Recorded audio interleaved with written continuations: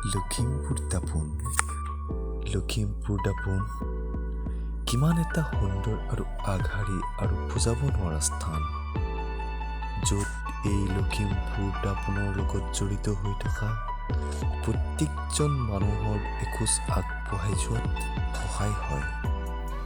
সঁচাই কথাৰে বুজাই ক'ব নোৱাৰা এটা ভাল লগা আগশাৰী স্থান। সৰ্বপ্ৰথমে এই লখিমপুৰ দাপোনৰ জন্ম দেউতালৈ অশেষ প্ৰণাম।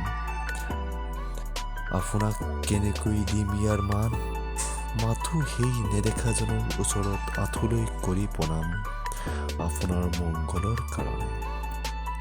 আজি এই লখিমপুৰ দাপোনৰ পৰা সকলো ইয়াত সংলগ্ন হৈ থকা প্ৰত্যেকজন ব্যক্তিয়ে অতি আগশাৰী বা উদ্দীপনাৰে বাট চাই ৰয় নতুন সম্ভেদলৈ। সঁচাই শলাগ ল'বলগীয়া লখিমপুৰ দাপোন। যেনেকৈ প্ৰকৃতিয়ে বান্ধি দিয়া নিয়ম সলনি কৰিব নোৱাৰি, দিন হ'লে ৰাতি হ'বই, ঠিক তেনেদৰে এই লখিমপুৰৰ দাপোনৰ মানুহৰ মনত বিশ্বাস আছে প্ৰত্যেক সমস্যা সমাধান ওলাবই। সঁচাই শলাগ ল'বলগীয়া লখিমপুৰ দাপোন। সৌ দেশ বিদেশত থকা দাদা বাইদেউ, দদাইদেউ, খুৰীদেউ সকলেও মান পান দি হ'লেও আগবাঢ়ি আহে লখিমপুৰ দাপোনত থকা সকলো ব্যক্তিক এখোজ আগুৱাই নিয়াৰ বাবে। সঁচাই শলাগ ল'বলগীয়া লখিমপুৰ দাপোন।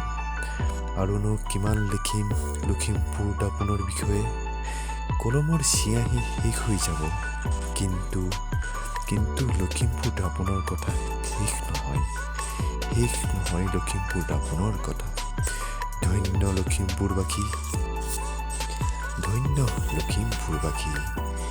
ধন্য লখিমপুৰ দাপোন।